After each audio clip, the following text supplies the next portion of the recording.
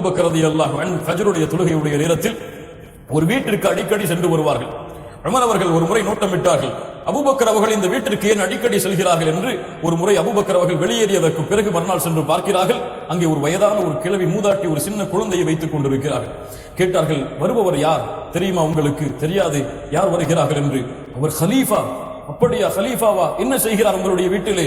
அவர் வீட்டு வேலை செய்கிறார். எங்களுடைய ஆடுகளை ஏதாவது வாங்கி வந்தால் மாமிசங்களை அதை சுத்தப்படுத்தி கொடுக்கிறார், எங்களுக்கு பணிவிடை செய்கிறார். உமர் அவர்கள் சொன்னார்கள், இந்த வேலையை நாளைக்கு அபூபக்கருக்கு முன்னால் நான் செய்து காண்பிப்பேன். அபூபக்கரை முந்தி எப்படியாவது இந்த வேலையை மறுநாள் காலையில் அபூபக்கர் வருவதற்கு முன்னாலேயே நான் வந்து விடுவேன் என்று காலையிலே வெகு வேகமாக அந்த வீட்டிலே நுழைகிறார். நான் பணிவிடை செய்ய தயாராகிறேன் என்று சொன்னவுடன் அந்த வயதான பெண்மணி சொன்னார்கள், உன்னுடைய தோழர் முன்னாலேயே வந்து விட்டாரே என்று. சுப்ஹானல்லாஹ், சுப்ஹானல்லாஹ். உமர் அவர்கள் சொன்னார்கள், இன்றைய தினமும் நான் தோற்றுவிட்டேன். இனிமேல் அபூபக்கரை முந்துவதற்கு எந்த முயற்சியும் கொள்ள மாட்டேன். சுப்ஹானல்லாஹி ரப்பில் ஆலமீன். அவ்வளவு உயர்வான தோழர், கண்ணியத்துக்குரியவர்களே, அவ்வளவு சிறந்த குணமுடைய தோழர். அவர்களுடைய குணத்தை அல்லாஹ் பக்குவப்படுத்துகிறான்.